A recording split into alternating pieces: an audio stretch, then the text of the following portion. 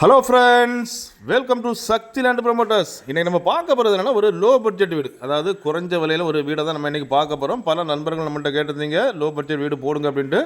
So அதனால் நம்ம இன்றைக்கி வந்துட்டு கார்பரேஷன் லிமிட்டில் உள்ள ஒரு லோ பட்ஜெட் நம்ம போடுறோம்.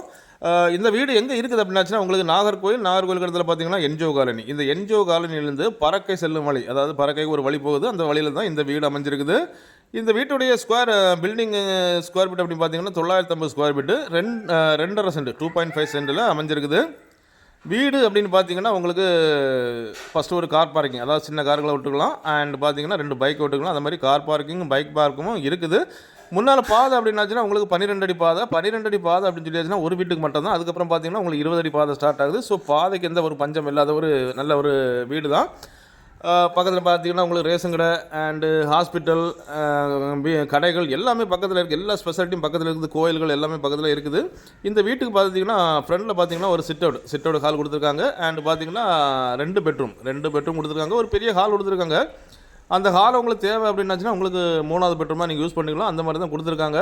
ஸோ ஒரு பாத்ரூம் தான் அவ்வளோ கொடுத்துருக்காங்க. அது வந்து உங்களுக்கு காமனாக கொடுத்துருக்காங்க. ஸோ 3 பெட்ரூமாக நீங்கள் யூஸ் பண்ணியாச்சுன்னா காமனாக அந்த பாத்ரூமாக நீங்கள் யூஸ் பண்ணிக்கலாம். இன்னொரு பாத்ரூம் அப்படின்னாச்சுன்னா வெளியே வச்சுருக்காங்க, வெளியே. ஸோ உங்களுக்கு தேவை, அதாவது நான் வீட்டுக்கு கெஸ்ட் யாராக வந்தாச்சுன்னா அவங்க யூஸ் பண்ணுற மாதிரி கொடுத்துருக்காங்க.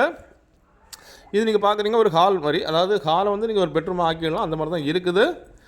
இதுக்கப்புறம் பார்த்தீங்கன்னா உங்களுக்கு கிச்சனை வந்து நல்ல ஒரு பெரிய கிச்சனாக இருந்தால் ஒரு மீடியம் ஃபேமிலிஸ் தாராளமாக வசிக்கிற மாதிரி தான் இந்த கிச்சனை வடிவமைச்சிருக்காங்க. பாருங்கள், இது பக்கத்துலேயே வந்து உங்களுக்கு ஒரு ஸ்டோர் ரூம் இல்லைனா ஒரு பூஜை ரூம் அந்த மாதிரி ஒரு செட்டிங்கில் கொடுத்துருக்காங்க இதை ஒட்டியே.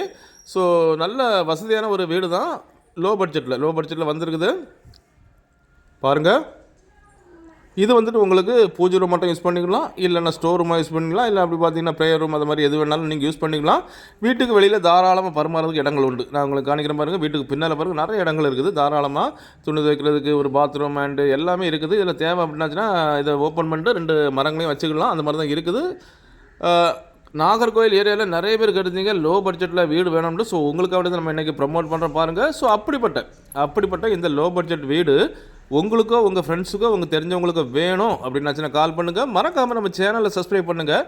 நீங்கள் சப்ஸ்கிரைப் பண்ணால் தான் நம்மளுடைய ஒவ்வொரு புது வீடியோவும் உங்களை நோக்கி வந்து கொண்டே இருக்கும். வீடு தேடுவோர், நிலம் தேடுவோர், எஸ்டேட் தேடுவோர்களுக்கு மிகவும் பயனுள்ளதாக அமையும். Okay friends, thank you.